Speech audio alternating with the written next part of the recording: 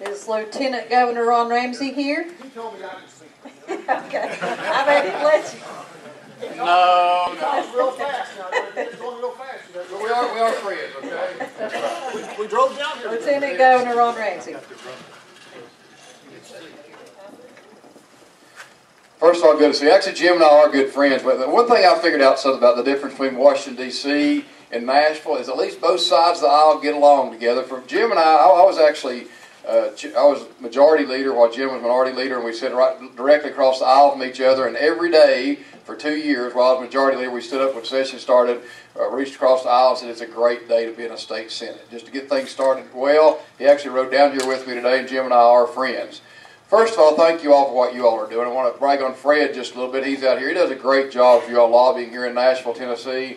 I remember when I first got down here back in 1992, a couple of first people I met, I knew Fred before I got down here, didn't know exactly what he did, and I figured out he lobbied for the county mayors, and then of course Doug Goddard lobbied for the County Commissioners Association. I learned very quickly that those guys are wealths of knowledge on how county government operates. That's one thing I want to do to make sure I knew how county government operates. I'm here in a little different role than I usually. I've spoken to this group here several times over the last few years in my role as Lieutenant Governor, and I am still obviously Lieutenant Governor, but also here today as candidate for Governor of the state of Tennessee, so I'll talk just a little bit differently about that, because I don't know that all of you all know all my background.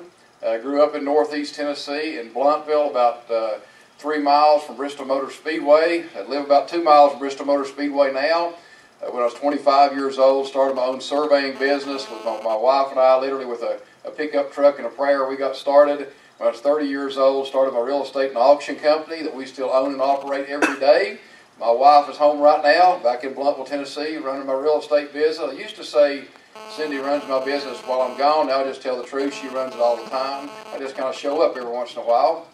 And so about every other Saturday or so, I'm back home going, hey, here we go. How did you give home? 800 a quarter, 175, 175, 2 and a quarter. No, hey, 2 and a 75. So I'm one of those fast-talking politicians you've heard so much about, okay?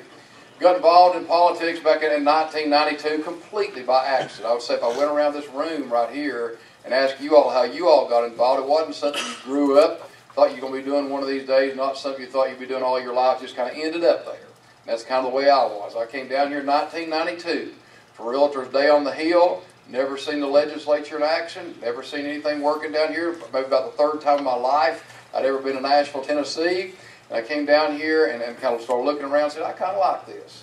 The next thing I knew, I was running for the State House in 92, 96, ran for the State Senate, then kind of started working my way up through the process again and became Majority Leader and now obviously Lieutenant Governor.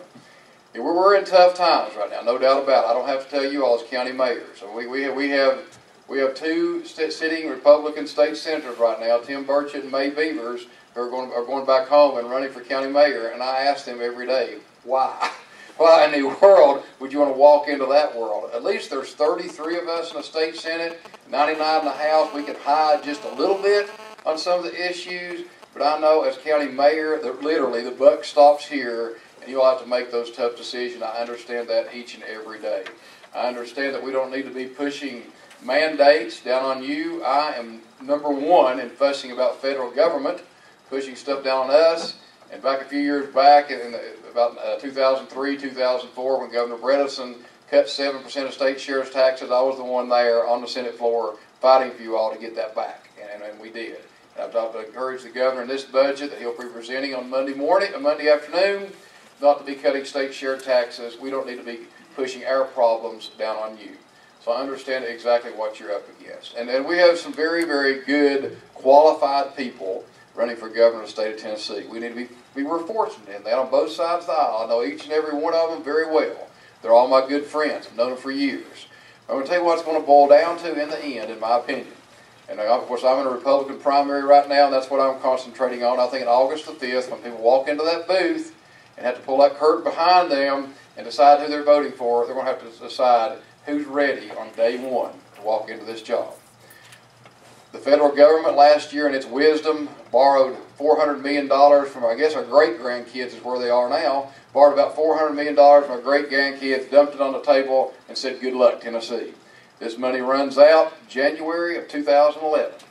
Guess when the next governor takes office? January of 2011. we ever have somebody ready to walk in on day one at 9 a.m. My opponents are good guys.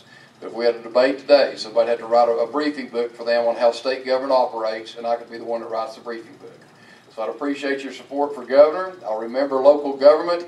That is the essence. You all are where the rubber meets the road. You're all the ones that are home every day. I live 300 miles from here, so I'm not in my office in my hometown like you all are every day. And I appreciate that. So remember me. I think I've done a relatively good job as Lieutenant Governor. We were sitting at breakfast this morning and talking with the governor, and Jim Kyle and I sitting side by side and talking about the budget getting ready to be introduced. To be honest, it's going to be tough here in Tennessee, but thank goodness we live in Tennessee. The governor talked about this morning. If you look around at what other states are going through right now, we're fortunate to be in Tennessee. I live 5 miles from Virginia. They're slightly larger than us. We have 9 congressmen. They have 11, so they're slightly larger than us. We're looking at a $700–800 million deficit. They're looking at a $3.5 billion deficit in Virginia. So thank goodness we are a well-run state. I like to think I've had just a little bit of part of that over the last few years. We have a well-run local government. So thank you all for what you all do. I want to serve you as the next governor. We're going to have some tough choices to make over the next few years, but I promise you I'm up to that. And anything I can ever do to help you, I don't want to leave without saying that, because I know I have county mayors from all over the state calling to help me, ask me to help them with their problems. I like to think I've been pretty responsive to that. So anytime I can help you all with anything, be sure to call me, okay? Thank you for having me here today. Thank you very much.